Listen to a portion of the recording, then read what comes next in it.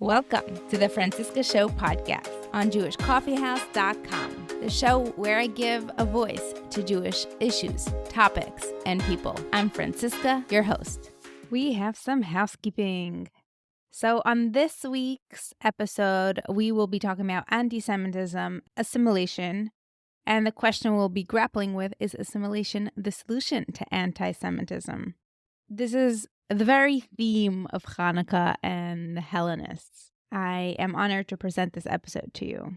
On another note, this Hanukkah, I will be releasing a new music video to my older song, Elokai Neshama, featuring Barry Mitzman, also known as Barriana, and host of the Woman of Valor podcast. When I was thinking of inspiration for the music video, it was an obvious decision to dedicate the song with the words of Elokai Neshama and video to all our brothers and sisters and their loved ones who are fighting life with addiction.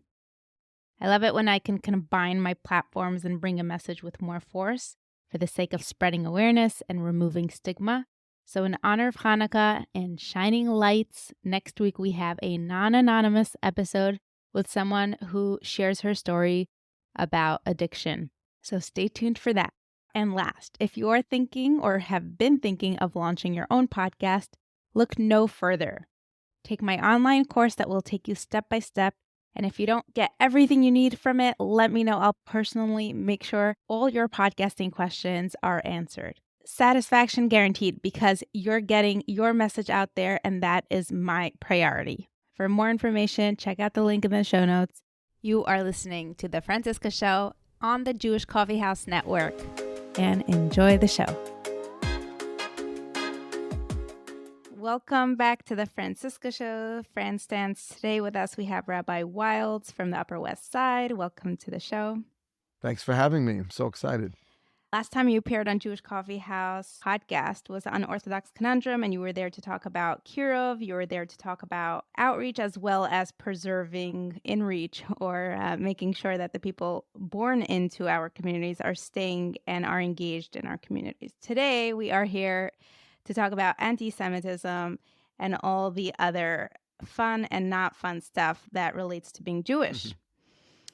So let's just get started. Welcome to the show. Tell us a little bit about yourself, your religious and your professional background, and tell us a little bit about MGE. So first of all, thank you. I think it's a really important to have these conversations and get as much wisdom and insight into what we're dealing with, into anti-Semitism, which unfortunately is rearing its ugly head. So I'm from Forest Hills, Queens.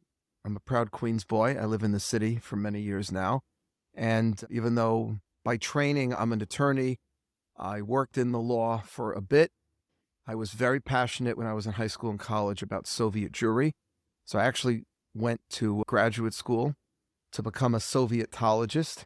And I studied it at SIPA, which is Columbia School for International Affairs, and the Harriman Institute for Soviet Studies. And I combined it with a law degree because I wanted to save my Jewish brothers and sisters from behind the Iron Curtain.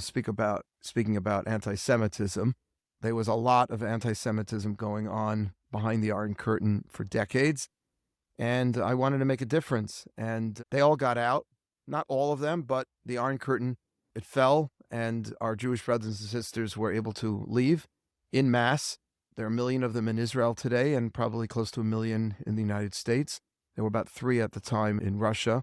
And that was a very animating part of my childhood. I became very involved with the plight of refuseniks.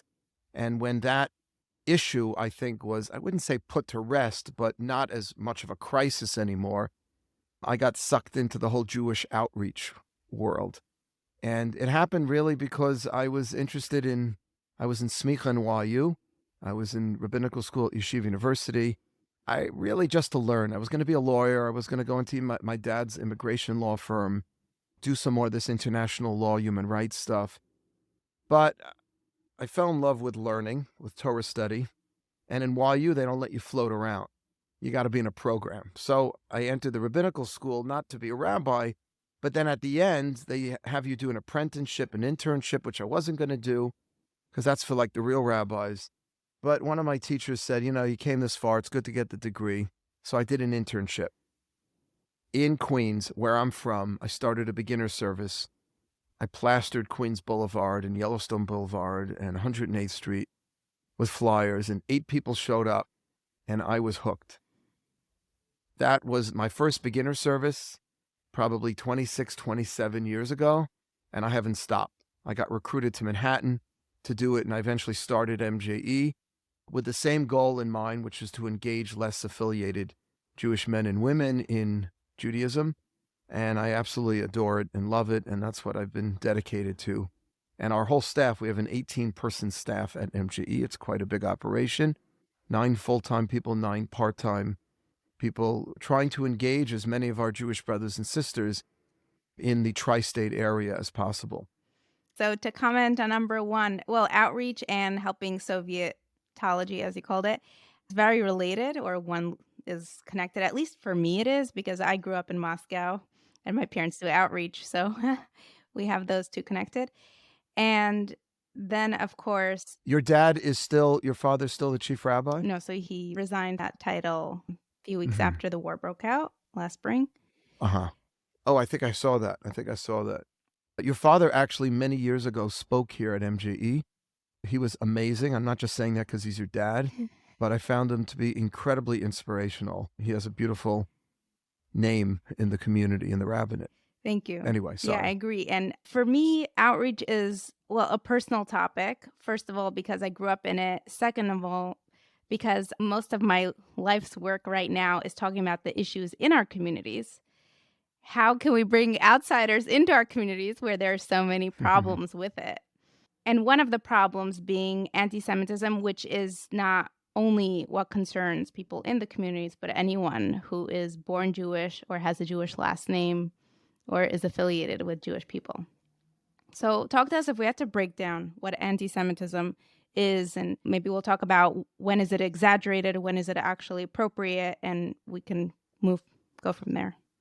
So first of all, I want to say something about the first thing you said. I do think the Orthodox community has a lot of problems and issues, but at the end of the day, after all the dust has settled, I think this community has so much to offer our less connected Jewish brothers and sisters. The idea of Shabbat and community, I just brought like 32 MJE participants to the 5 towns for Shabbos. And I have to tell you, it was incredible, because what you and I maybe take for granted, like a tight-knit community of Jews looking out for each other and observing the Sabbath and just going to kosher restaurants, sending their kids to day schools and summer camps. It's like amazing relative to what most American Jews get to experience about their Judaism. I had a woman in class just 2 nights ago who said that, like, she's always felt on the periphery. And it's not because of anything negative that happened. It's just that she was never part of a community. Her family belonged to their local Reform temple, nothing against the Reform movement. They were not so affiliated, and typically you feel like you're on the outside. So I think there's so much, even with all the problems, and last time I was on the Orthodox Conundrum, we spoke about some of those problems. So now we got anti-Semitism. I don't think anti-Semitism actually is going to keep Jews on the periphery from coming in. It's actually just the opposite. There are studies that show that the more anti-Semitism, the more of a wake-up call it is to less connected Jews. Less connected Jews tend to wake up when they're pushed against the wall. And I don't know if it's that natural sense of rebellion that we all have within us, like, okay, I don't really care so much about my Judaism, or I don't really know why it matters so much, but then don't tell me I can't be Jewish, or don't say something disgusting about my grandmother, about my parents. Right now, you just struck a chord. And in fact, I'll share something interesting. Alan Dershowitz, who was a speaker at MJE probably 8 or 9 years ago, he wrote a book called The Vanishing American Jew. And in that book, he argued that when there's no more anti-Semitism, we're going to have a big problem, because what keeps a lot of Jews Jewish is anti-Semitism. And when he spoke at MJE many years ago, we had like 500-600 people. It was a huge crowd. He pointed to me and he said, Rabbi, it's going to be up to people like you to demonstrate why Judaism is so awesome to be part of, even if there's no anti-Semitism. Meaning, like, if you don't have that force pushing against you to provoke you to be Jewish, what's going to get you to be connected? What's going to get you to be engaged and actively Jewish? So, and by the way, I think that's a terrible thing that we only wake up when we're attacked. We should wake up because Judaism is awesome to be a part of, because the Jewish community is vibrant, because Israel's amazing, and because Torah and mitzvot are a great way to live life. But I'll take anti-Semitism. Now, my daughter right now is in Poland with her seminary, and she's sending me pictures of the camps. And she's all, I mean, you can imagine, these are 18-year-old girls on this trip, first time seeing the camps. Please don't misunderstand what I just said. Anti-Semitism is terrible. It's dangerous. But it does have the effect of waking Jewish people up.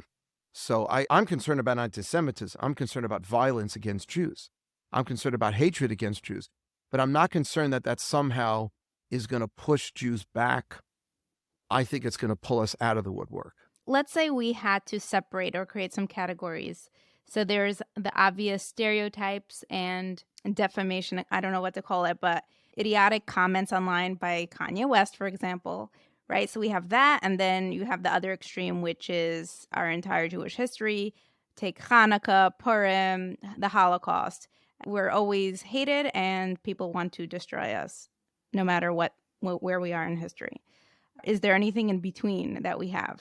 In between what? In between like silly little comments that people make, stupid things that can cause things violence. But what's the difference between the two? And how can anyone who's thinking to themselves, it's so silly, what's the big deal? Or the stuff he's saying is true, or he's actually making compliments. Like, what's wrong with what he's saying? It's a big deal. It's a big deal because we know that what we say matters, and what people hear, especially today when everything gets magnified through social media, things have a way when they're put out there in the ether of affecting the way we think about other people. If I keep hearing a derogatory slang word against a certain ethnic group, even if I think it's ridiculous intellectually, it creates its own reality. So we have to oppose anti-Semitic statements. We have to combat it. We have to discuss it. And we can't let it go unannounced. We can't just say, oh, he's an idiot, just ignore him. Now, there is a fine line, because sometimes if it's something little and you make a bigger deal, all of a sudden you're giving more. You remember, I don't know, many years ago, the movie, a very anti-Semitic movie called A Passion of the Christ came out with Mel Gibson, who's a terrible anti-Semite, by the way. And I remember, I think the ADL made a big mistake. And I understand why they did what they did. Can you just give some background? This movie came out about Jesus and about the crucifixion, and it basically reinforced this Christian stereotype of Jews as Christ killers. And it wasn't doing very well in the theaters. It wasn't a terribly popular movie. But the ADL got very upset about it. So they started taking out ads against it, and all of a sudden everybody wanted to see the movie. And they made the movie very popular. And that's always the rub. That's always the tension. Like if I talk about it too much, then I'm giving Kanye West a platform. Now, I think Kanye West had a huge platform already. I think if something is small and insignificant, I say let it go. Because when we pay too much attention to it, then it has a way of us feeding the fire. But if something is dangerous, I think these black Israelites are actually dangerous. And even though they're not a massive group, they've already perpetrated 2 anti-Semitic crimes, one in Jersey City and one in Muncie. If you remember, they were Jews killed by this group. They took responsibility. So, even though they're not a massive group, they seem to be getting a little bigger, but they're not massive, but they are dangerous. So you could have a small terrorist group, and they need to be called out, and we need to get the police to be on them, and we need to protect our institutions, and we need to make sure that the things that they say don't go unopposed. And I think that's really important. So to answer your question, one thing leads to the next. If you allow too much anti-Semitic language and rhetoric to go unobjected, it has resulted in anti-Semitism, because this is what Hitler taught the world. Hitler did not first start attacking Jews. What he did was he first started developing the anti-Semitic ideology, which he wrote about it in Mein Kampf when he was in jail in the early 30s. And then he started lecturing and giving these massive talks until he finally convinced enough Germans that the Jews were the cause of Germany's problems in World War I, that led to World War I, and that if we don't rid Germany and we don't make her pure Aryan, okay, and we don't get rid of the Jews, we're going to have a problem again because of the Jews. If you keep doing that, it paves the way for anti-Semitic violence. So I think one really does lead to the next. I do.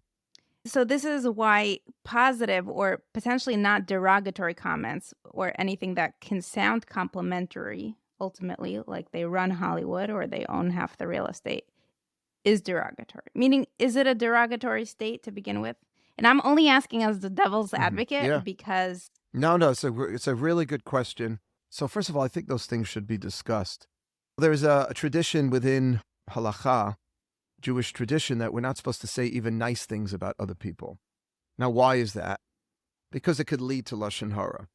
Now, I don't know if anyone's trying to be nice to the Jews by saying they have so much money.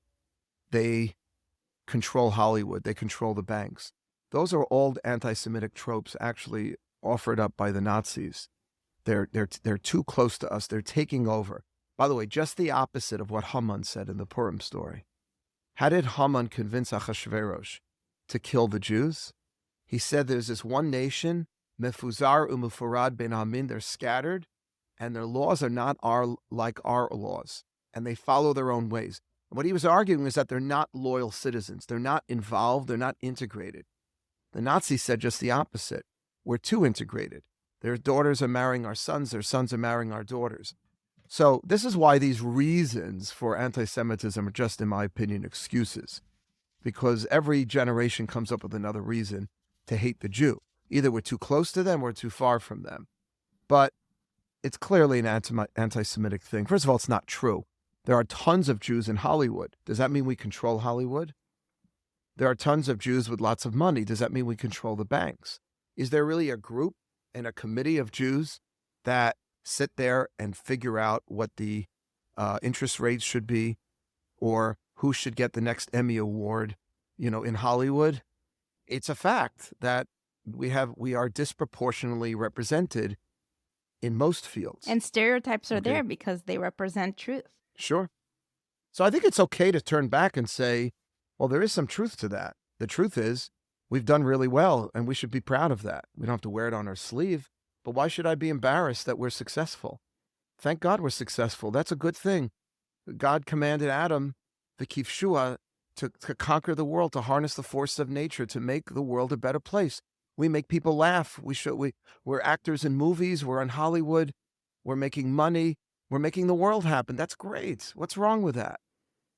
When it becomes anti-Semitic when you say we're controlling everything. We're holding on to all the money. We are preventing other people from getting into Hollywood. Okay, that's the anti-Semitic part, but they're touching on certain truths. They are touching on certain truths. And I don't know why we can't acknowledge those truths and say, where's the line? Where does the line from saying there's so many Jews in Hollywood to Jews control Hollywood? Because control is an anti-Semitic trope.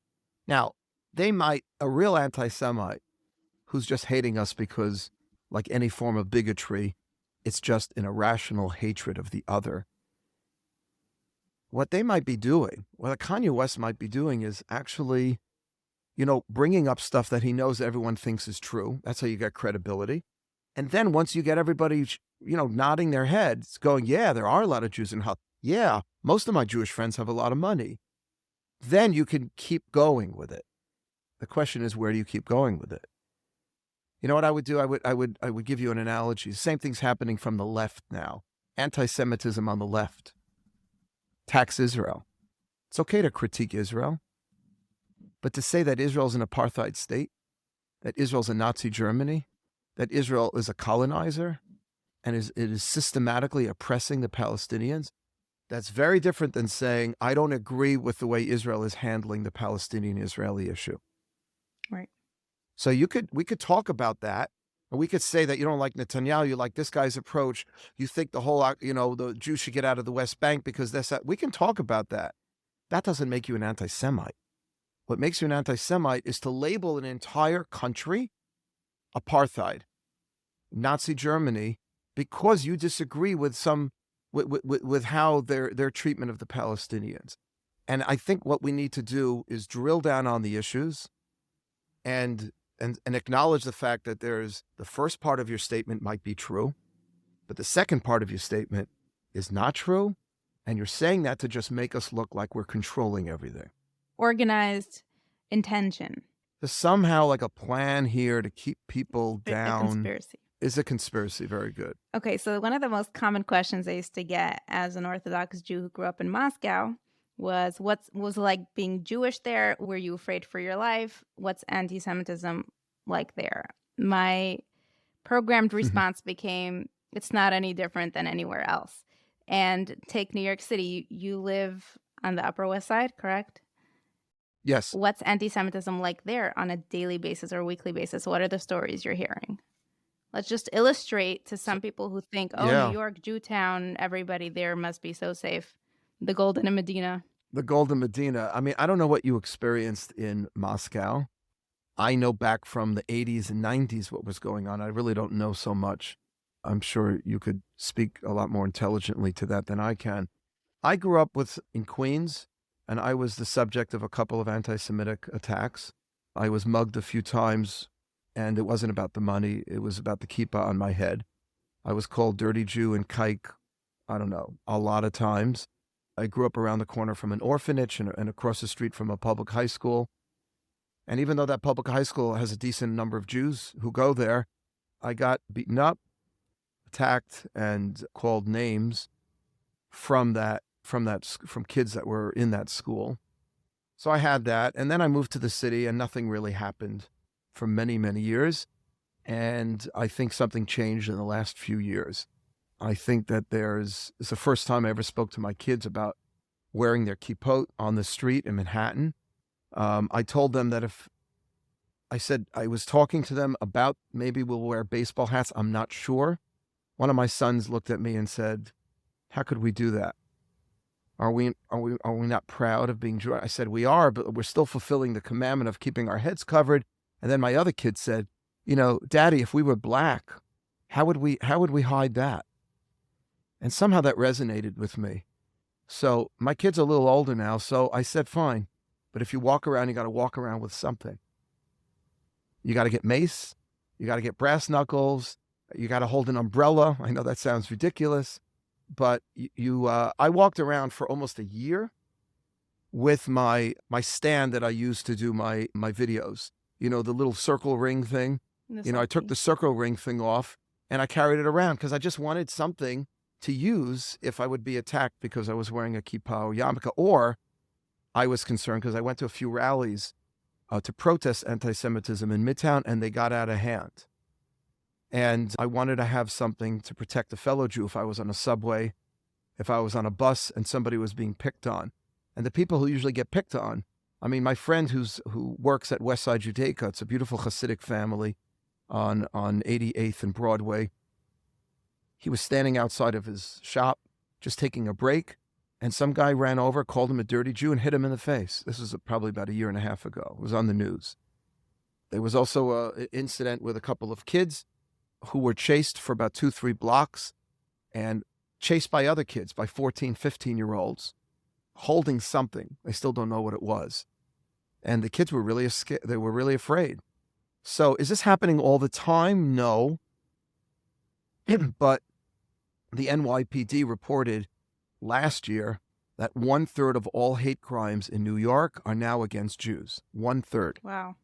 And last year, 2021, there was, I don't have the statistics yet for 2022, there were a little more than 300 hate crimes in New York City, and over 100 of them were against Jewish people. So the big question here is, what do we do about this? Aren't we in the world of so much knowledge, and we are in a first world country, and we are post-Holocaust? Everything's loud and clear, and we're still struggling with this. What do we do about this? We have TikTok. We have... Yeah, and I like the way you phrased your question, because I think that's precisely the first thing we need to do, is to acknowledge the fact that even though we live in a first world country, We can go visit the camps and the Holocaust Museum in Washington, and we've had a lot of Holocaust education. We need to recognize that Af al pi kein, even so, there's always going to be anti-Semitism in the most enlightened, liberal Western culture in the world. And we can't fool ourselves into thinking that the more accepted we are in our society, and the more Jews become part and parcel and assimilate into our society, the more we're going to be loved. There will be more love of the Jew, but anti-Semitism will still be there. And we know this from history. Nobody was more integrated in a secular society than Jews in Germany. Jews in Germany held incredible positions of power and authority, affluence and prominence.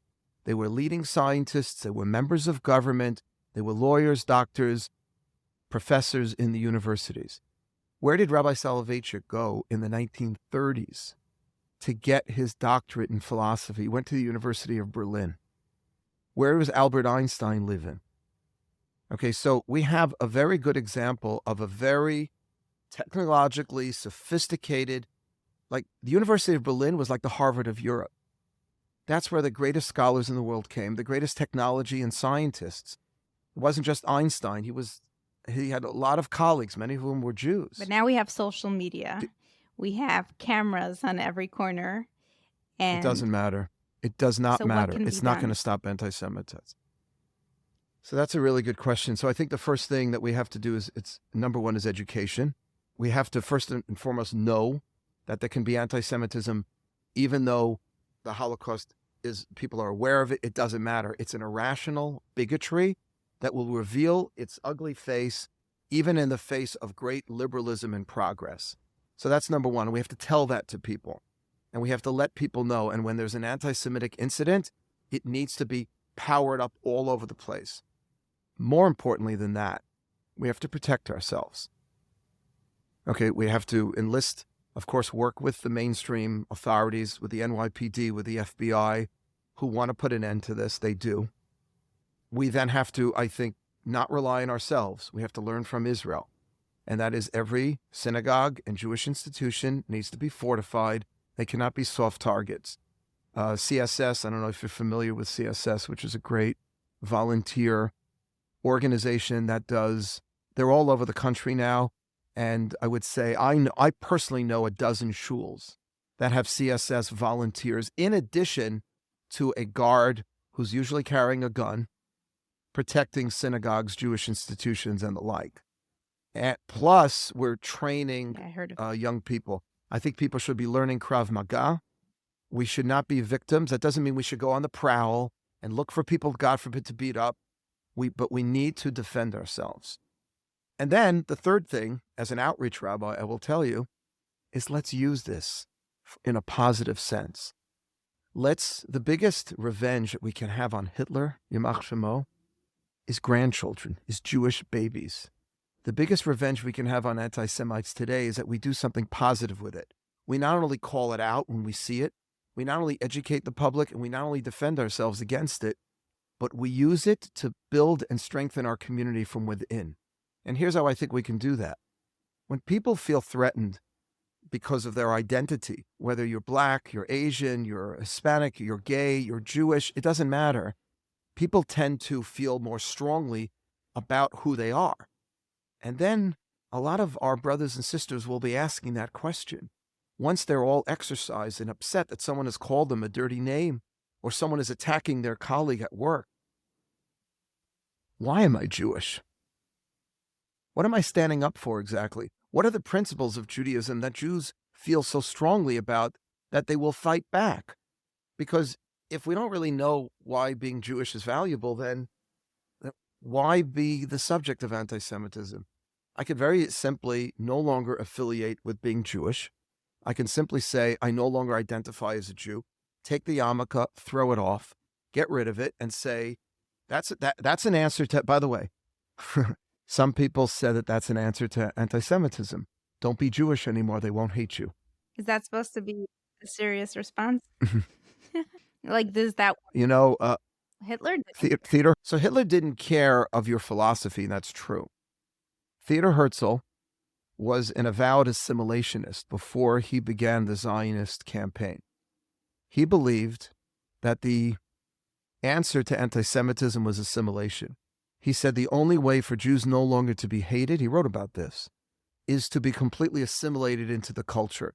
And he lived in Vienna in Austria, and he was an extraordinarily assimilated and acculturated Jew in Austria. You know what changed his mind? The Dreyfus Affair. He was covering the Dreyfus Affair for a French paper, and Dreyfus, of course, was from France, and he heard the throngs of the mobs, and it was a closed trial, and it was a terribly anti-Semitic thing. There was no evidence against him that he was spying on Germany for the French, or the vice versa, whatever. And he realized that no matter how assimilated, Dreyfus was incredibly assimilated.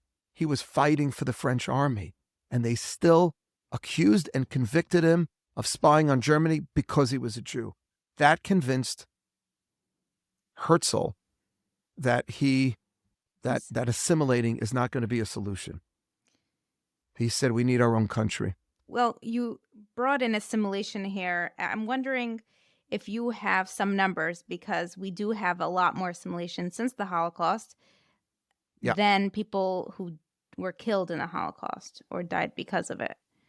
Yes. What are some of the numbers of assimilation and newcomers or new Jews, new observant Jews who are creating more halachic Jews? So both of those things are both true, meaning assimilation has picked up significantly. Just to give you a little sense, we'll talk about intermarriage. Intermarriage rates before the Second World War in America, take a guess, negligible, 3%. It was almost unheard of, 3%. Intermarriage rates today in America are 58%. And just understand this, when I say 58%, that includes all of Orthodox Jews living in Teaneck, in the 5 towns, all the Hasidim in Borough Park, in Williamsburg, and in Muncie. If you pull the Orthodox community out of that number, it goes from 58% to 71%. So the rates of intermarriage, which is the primary cause for assimilation, have skyrocketed. They've literally gone from 3% to 71%, which is why our population, Jewish population in the United States before the Second World War, was the same as it is today. It was 5 million. We still have 5 million Jews in America. By the most liberal estimations, okay, even if you're not considering, you're counting, let's say, non-halachic Jews, but let's say even people whose fathers were Jewish and mothers were not, because that's how all these studies are done, the Pew study and all that. And think about that for a minute. 5 million then, 5 million now. You know how many we should be?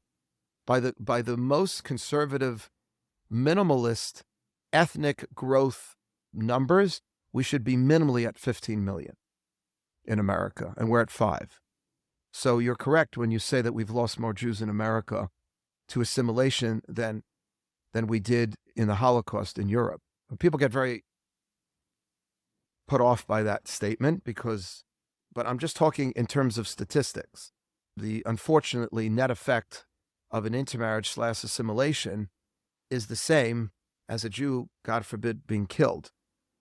Obviously, they're very, very different things, and I don't mean to completely conflate them. But the net effect is ultimately the same, which is that, the next generation is done with in terms of Jews. So, and think about this for a minute. The fact that there's been so much assimilation, so much acculturation, so many Jews in Hollywood and in finance, and every Nobel Peace Prize, another Jew, and we are so loved and adored by our non-Jewish brothers and cousins and brothers and sisters. And it doesn't put an end to anti-Semitism. It doesn't change anti-Semitism, just like Theodor Herzl realized with the Dreyfus Affair, that you could have a Jew, I have to tell you a story here, a Jew who fights for the French army, a decorated Jew for the French army, and they send them away, they hang him, they execute him for no other reason that he was a Jew. I have a strange middle name. My English middle name is Nelson. Okay, so I'm named for my dad's roommate of blessed memory. He was a bachelor his whole life. His name was Norbert. Norbert always told my father, he was a German Jew, that my dad and him were roommates when my father was single, like in the 1950s, a long time ago. He said when the Nazi brown shirts came for my father, my dad was sitting there. He put on his World War I. He put on his German uniform. He fought for the Germans in World War I. He put on all of the decorations for all the medals and awards that he achieved. And these Nazi brown shirts, these kids, they were in their 20s. They looked at him and they were embarrassed because he was a decorated soldier for the German army. But guess what? They took him. Doesn't matter. You could become the greatest German in the world. You could become the greatest American in the world. You could become the greatest anything in the world. It's not going to end anti-Semitism. It's an irrational hatred that will always exist. The only thing we can do is call it out, fight against it, and acknowledge the fact that it is unfortunately part of existence. Now, I think we can train people, and hatred is learned, and hatred can be unlearned. We haven't touched upon this yet, but I wanted to bring in the Black Jews. Where's the representation of non-light-skinned Jews in response to Jew hatred, especially in response to Jew hatred coming from non-white, non-Jews? So you're asking about darker Jewish people being more responsive to anti-Semitic statements coming from the Black community? I just want to get your question correct. What's their opportunity here? Or can we take advantage of having Black Jews? There's an opportunity here. That's how I'm looking at it. How can we use it? So Francisca, I that's a great idea, by the way. I didn't even think of that. I do think there's an opportunity for Black Jews to speak out against anti-Semitism that unfortunately is developing in the Black community. So I want to distinguish between two types of anti-Semitism developing, I think, in the Black community. The first is the Black Israelites that we spoke about a little before. They're a radical fringe group that are dangerous. I don't think there's much dialogue we can do with them. I think they're a bunch of, meshuganos and crazies. I just interviewed Dumasani Washington, who's a great Black leader. He's a preacher from North Carolina. He wrote a book on Zionism and the Black church. And he was trying to explain to me their ideology, why they think they're the real Jews, and all of us masquerading as Jews are just fakers. I don't even understand anything. He doesn't get it either. It makes no sense. They're just like, I don't know if they're all brainwashed. They're a little crazy. They just had a group meeting in front of Barclays. I just think we have to make sure that we are protected against them, and we call out any of their anti-Semitic statements, which unfortunately are all the time. But I separate that from the mainstream African-American community, who I view as our brothers and sisters. I do, because Jews have been involved for decades in the civil rights movement, and the civil rights movement, which was framed by Dr. King, Martin Luther King, using verses from the Torah about the enslaved Jewish people eventually making it to the promised land. And we all have good Black friends and alliances.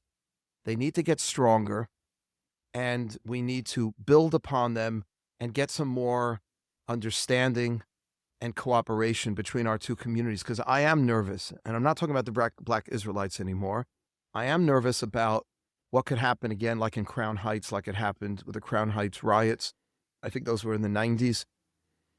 Because there's definitely a sense amongst some African Americans that Jews are unfairly successful and using too much of the pie, cutting up too much of the pie, and it's somehow affecting them.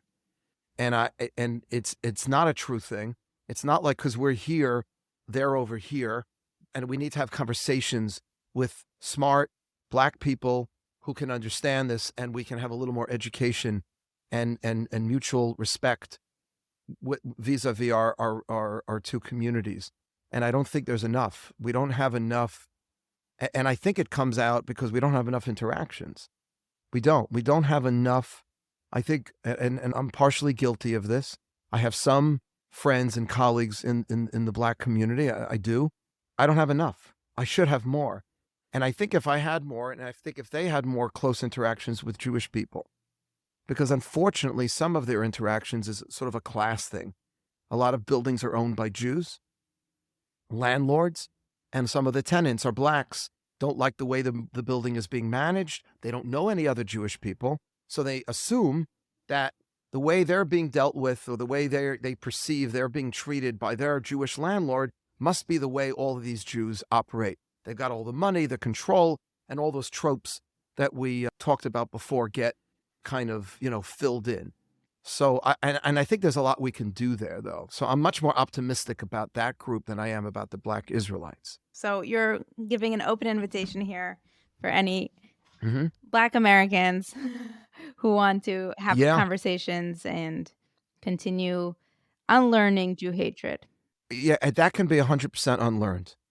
And, my brother is a mayor in Englewood, New Jersey.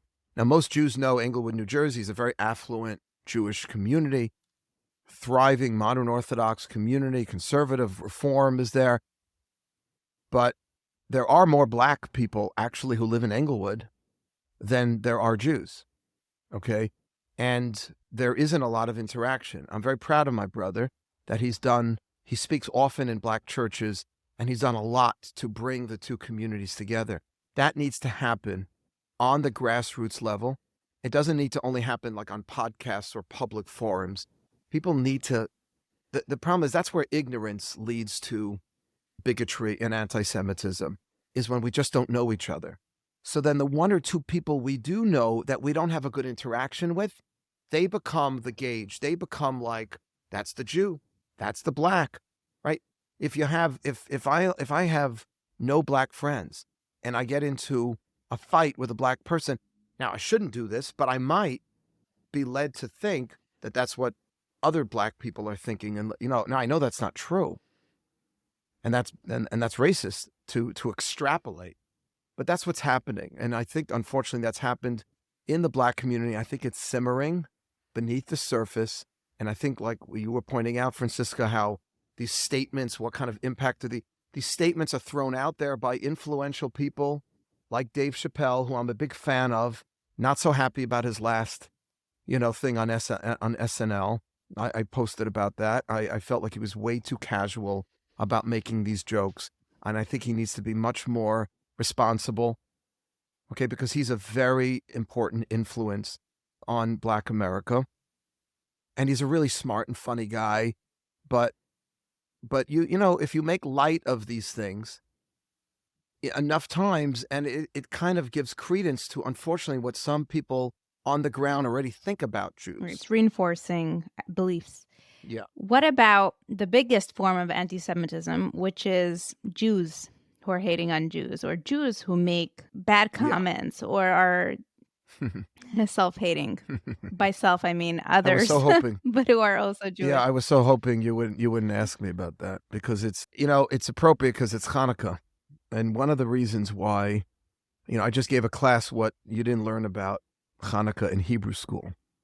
Because the Hanukkah story, it wasn't like the Jewish community was living exactly like they were supposed to do, following their Torah and mitzvot, and the big bad Greek Hellenists came along and said, stop being Jewish, be Hellenist, and we fought against them, and, we survived, let's eat, What actually happened was that there were a lot of Jews trying to be more Greek than Jewish, who were very attracted to this new ideology sweeping the ancient Near East, Hellenism. And they started trying to suck Jews out of the temple, the Beit HaMikdash, building these gymnasiums, promising big amounts of money to Antiochus, in return to consider Jews living under Greek rule as honorary Greek citizens. That's what brought on the Hanukkah story, Jewish Hellenists. So I think we need to recognize that this is a problem, and that there are always going to be Jewish people that really have it in for their own people and their own faith. I think we need to separate between that and people who legitimately intellectually, philosophically, just don't believe in Judaism and get sucked into other isms. And it's unfortunate, and I fight against that. But I don't consider that person an anti-Semite. And I don't consider that person a self-hating Jew. I consider that person a little lost. Okay, maybe that's a little not so nice to call them lost. Maybe they think they found the light and Judaism is primitive and old. But, I very much believe in what's called Torah Umada. I drank the Kool-Aid when I went to YU, Torah and science, that we don't have to have a Torah-only approach and that we can combine and synthesize Torah with the best of Western culture. So I don't believe in just studying Torah. I study lots of English and secular literature and philosophy.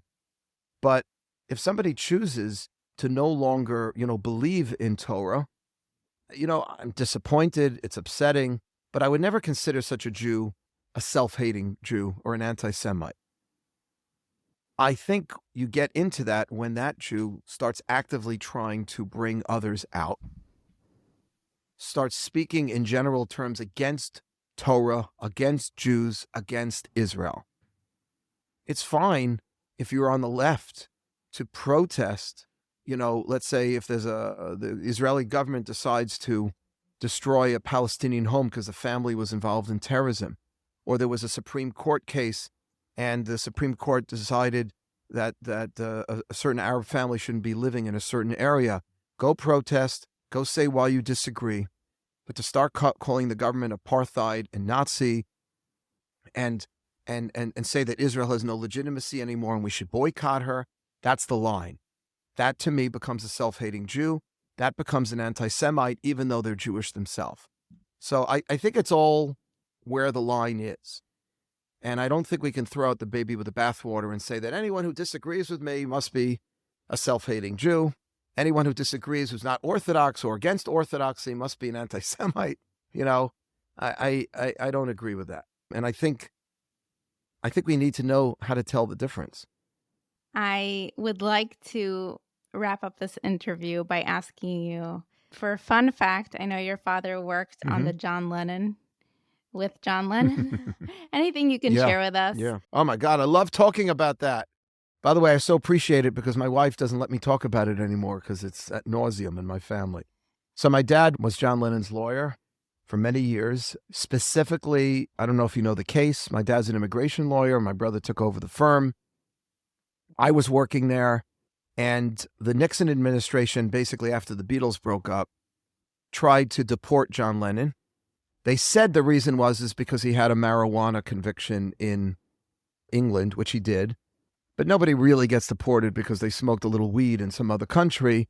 Nixon was trying to get him out because John had started a Dump Nixon campaign right after the Beatles broke up, and the voting age has just changed. A lot of young people, the voting age was just moved to 18. That was like the age of people following the Beatles, John Lennon, George Harrison, Paul McCartney. And Nixon thought that Lennon was going to cost him the election. I mean, that's how popular the Beatles were. And John was trying to cost him the election. He was trying to use his influence because he was very anti-Vietnam. And Nixon kept sending Americans to Vietnam, and the Beatles and all the rock and roll hippie groups were against that. So my dad was his lawyer, and he defeated the U.S. government's attempts to deport John. The case lasted almost 5 years. I was a little boy at the time. I got to meet him on my 9th birthday. My dad brought me to court. My brother and I to court to meet John and Yoko.